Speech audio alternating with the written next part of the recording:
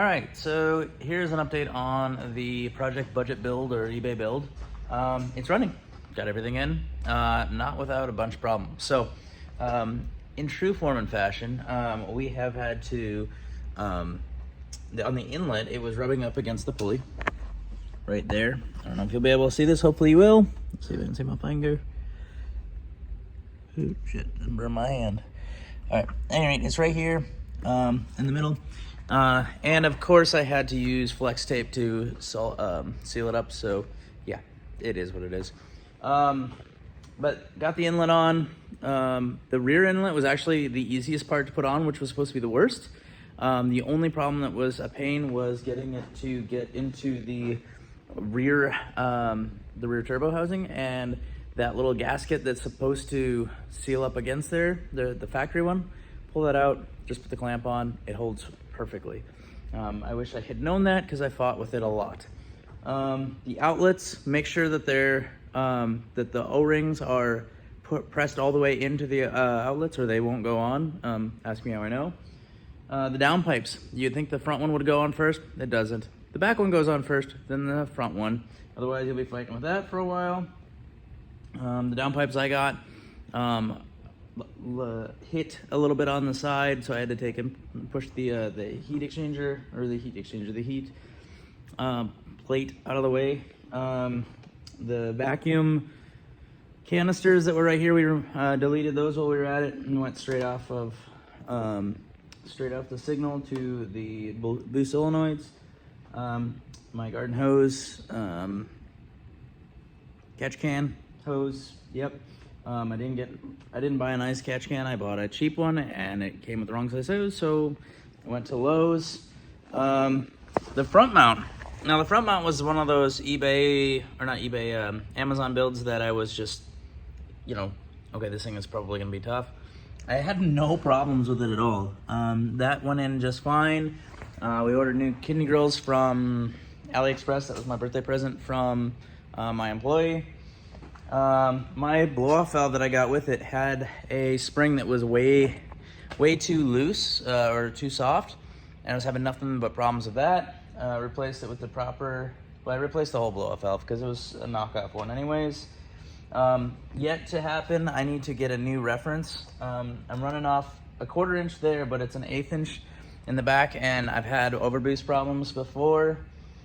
I also had, I was trying to hurry up and get it ready for a show that we were putting on, and I didn't do the plugs and coils. Got it running, had all kinds of shenanigans, but I put the JB4 in here. It does not fit in very nicely. It does for the other cars, but the Z4 it does not. But that is in, no problems. And then anyway, going back to the plugs and coils. So the JB4 works really well, but it doesn't let you turn off the lambda sensors. So in order to do that, you need the MHD. What I found online from research is the MHD backend with the JB4 is like the best combo outside of going to a custom tune, which may or may not happen down the road. From what I'm reading, it seems to be a very, very good combo. Well, I started with the JB4, couldn't tune out the downpipes because they're catalyst downpipes, so I ended up ordering them at MHD. It came in the mail last night. I put it on today, and when I hit big boost, I blew out my number 2 spark plug or coil, one of the two, I don't know, but it was not very happy. So I pulled all the plugs, all the coils, went one step colder. I just took it out for a run, and it was it felt like it was blown out at the top of 3rd, so I might see if I need to go 2 steps colder or whatnot. But otherwise it runs like a rape date. It's ridiculous. I also was putting in the outlet down when I was doing this one. I ended up catching the inside of the radiator. So I have brand new radiator on here. I snapped off a bolt when I was putting on the downpipe. Because it's so tight on there, I used the pry bar and forced it in. Got that fine. There's 2 ways that the bolt can come in. It can go front to back or back to front.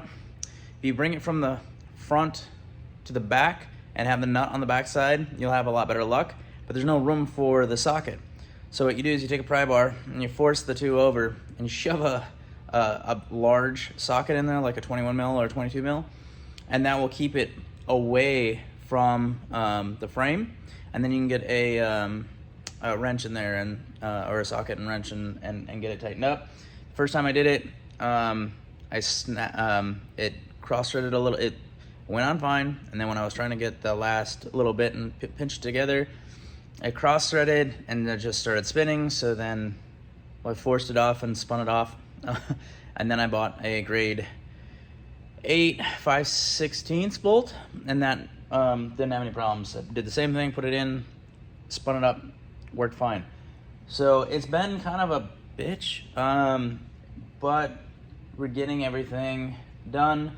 I had to replace order a new charge pipe. That was wrong. I got that secondhand. So the whole secondhand thing that I got was completely wrong. Got the right parts for it.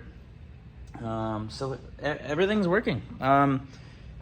Now that I got the MHD tuner on there, I'm not getting the issues I was before. I haven't gotten an overboost yet, so hopefully that actually solves that problem as well. I'm just gonna see how it goes the next few days.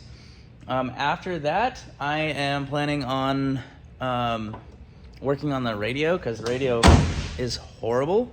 We also got the whole thing wrapped. So this is satin PPF.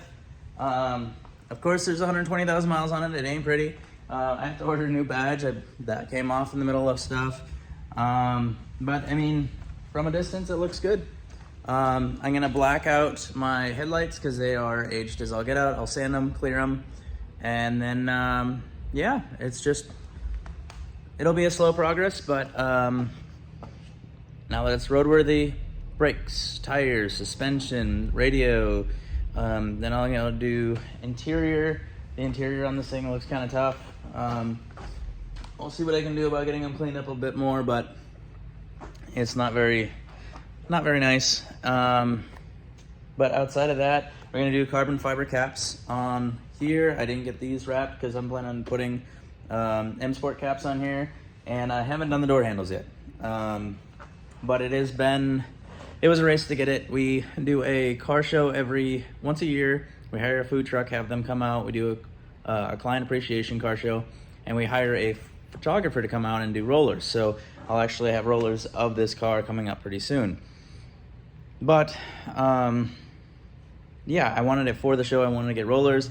Unfortunately, I didn't get the wheels switched out, so I'm a little annoyed with the wheels because they're the factory ones and they're me. I had a guy that came to drop off wheels for it, and he showed up with 2 wheels, and I was like, where's the other 2? And he's like, oh, it's a pair. I'm like, it's 1 9.5, 1 10.5, right? And they're like, yeah. I'm like, that's not a pair. Pair is the same.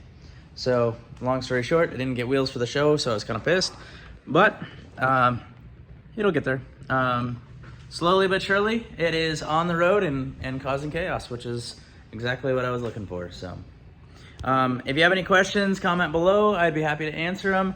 The hardest part, downpipes are a pain in the butt. You need 2 hands.